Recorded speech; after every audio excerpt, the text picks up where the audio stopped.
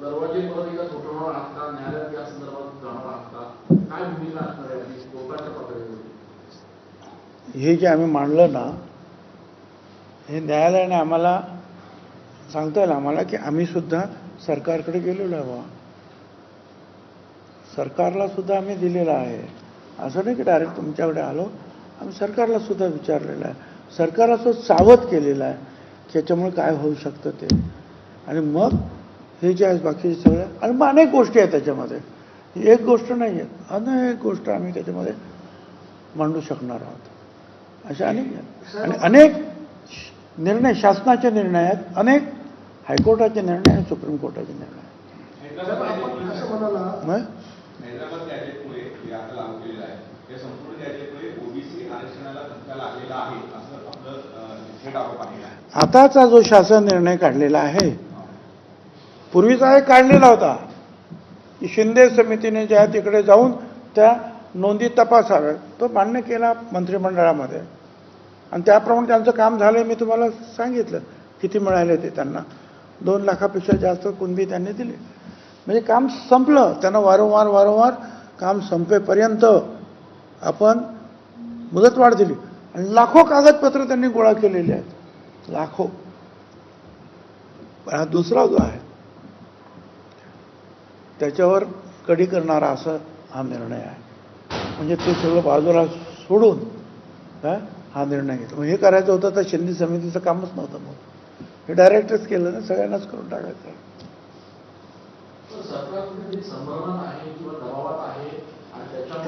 हे आता तुम्ही मला विचारू नका, मी तुम्हाला असं म्हटलेलं आहे इथे, त्यांना पाठवलेल्या पत्रात, माध्यमात आलेल्या बातम्या आणि तत्कालीन परिस्थितीवर घाईघाईत एका समाजाच्या दबावाखाली मंत्रिमंडळासमोर न ठेवता, हरकती सूचना न मागवता, इतर मागासवर्गीयांचा विरोध त्याच्याकडे दुर्लक्ष करून हा निर्णय, हे म्हटलेलं त्याला मी त्याच्यावर सही केलेली आहे. एकीकडे आपण सर्व मांडत असताना किंवा निर्णय मागितले असं म्हणत असताना दुसरीकडे जरांगेंनी सरकारला इशारा दिला की 17 सप्टेंबर पूर्वी हैदराबाद गॅजेटनुसार जर नोंदी केल्यानंतर आम्ही पुन्हा एकदा रस्त्यावर उतरू. आता लोकशाही आहे, रस्त्यावर कुणी उतरू शकतो आणि बाकीचे काही उतरू शकत नाही असं काही, का रस्त्यावर काही अशी बंदी तर नाही आहे की ओबीसीने उतरू नये. आता उतरलेच आहे ना ठिकठिकाणी, फक्त ते ग्राम पातळीवर जिल्हा पातळीवर चालू आहे. ते सुद्धा एकत्रित येऊन मोठा लढा उभा करू शकतात ना. मोठी संख्या, एकूण जर संख्या आता बघितली, जर गाव खूप तुम्हीच लोक छापतात त्यांचे फोटो, ते बघा ना किती आहेत ते. आणि मग ज्या वेळेला यायचं ठरवतं ते सुद्धा येऊ शकतील. काल जरांगे पाटलांनी बोलताना असं म्हटलं की भुजबळांना थेट जेलमध्ये घ्या ना. माझं काय चुकलं असं आहे ना, या देशामध्ये लोकशाही आहे, या देशामध्ये जरांगेशाही अजून यायची आहे, ती अजिबात येणं शक्य नाही.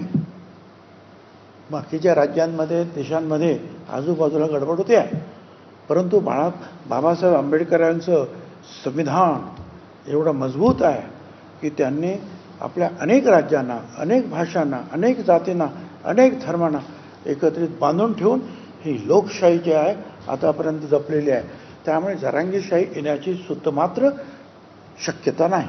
साहेब, आपण असं म्हणालात की याच्यामध्ये संदिग्धता आहे आणि गोंधळ निर्माण करणारा खासदार आहे, अन्याय करणारा आहे, ओबीसी समाजावर अन्याय करणारा आहे. हा गोंधळ कोण निर्माण करताय आणि ओबीसीवर हा अन्याय निर्माण कोण करताय? आता ज्यांनी केली ती जी समिती वगैरे केलेली होती त्यांनी, काल आम्ही त्यांना विचारलं, म्हणजे मी विचारण्यापेक्षा काल बावनकुळेनेच विचारलं मिटिंगमध्ये, ते जे सेक्रेटरी होते डिपार्टमेंटचे, आणि त्यांना की तुम्ही त्याच्याकडे फाईल आहे का तुमच्याकडे, हे जे काही काढलं, तुम्ही हे शब्द काढायचे घालायचे, तुम्ही लॉ ज्युडिशरीला म्हणजे विधी न्याय खात्याला विचारले होतं का, त्यांचं काय आहे का लेखी की चालेल म्हणून? नाही, काही नाही. अहो, एखादं असं काढायचं असेल तर 10 वेळेला त्या विधी न्याय खात्याकडे जातं आणि ते तपास आणि मग सांगतं हे कायद्यात बसतं, हे नाही बसत, हे शब्द असे आहेत, ते शब्द हे गेलेच नाही. एवढं महत्त्वाचं विषय कालच्या मिटिंगमध्ये आम्हाला समोर आलं सगळं. बावनकुळेंनी पण असं म्हटलंय की 2B सर्टिफिकेटची जी चुकीची आधी गव्हर्नमेंटचे आता जे नियम आहेत तेच लागू राहतं, या पद्धतीनं दिलं जाणार नाही. बरोबर आहे. माननीय मुख्यमंत्री सुद्धा तेच म्हणतात, हे पण तेच म्हणतात. पण जरांगे काय म्हणतो, आणि त्यापेक्षाही हे पत्रक काय म्हणत आहे, शेवटी नियमात आणि कायद्यात तुम्ही जे काही निर्णय काढले त्याच्या शब्दाचा किस काढला जातो. तुम्ही जे लेखी आक्षेप दिलेले आहेत त्याला उत्तर सरकारने दिलं आहे. आता दिलेलं परवाच्या दिवशीच दिलेलं आहे, त्यामुळे एवढ्या लवकर कदाचित येणार नाही. त्यांना तर- दसऱ्यानंतर ओबीसीचा मुंबईमध्ये मोठा दसऱ्यानंतर ओबीसी मुंबईमध्ये धडकणार अशा पद्धतीची तयारी सुरू आहे. नेमकं काय? हे बघा, मराठा समाज एक समाज आहे ना, तरी त्याच्यामध्ये जरांगे एक बोलतो, ते सराटे आणखीन काय बोलतात, ते दुसरं, त्यांच्यात पण मतभेद आहेत ना. समाज एक आहे. अरे आमच्यात तर 374 जाती आहे भाऊ, त्या पण मोठ्या मोठ्या जाती आहेत, अनेक संघटना आहेत, प्रत्येक संघटनेचे नेते सुद्धा आहेत.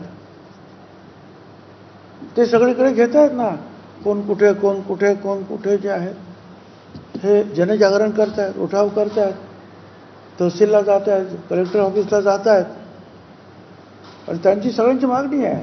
माझ्याकडे सुद्धा त्यांचे फोन येत आहेत. तर म्हटलं जरा थांबा, आता आपण कोर्टात जातो आहोत काय, आमची थोडे दिवस तोपर्यंत जे आहेत आपल्याला दसऱ्यानंतर आहे ना, वेळ आहे ना थोडासा, अजून बघूया ना तोपर्यंत काय काय होतं ते.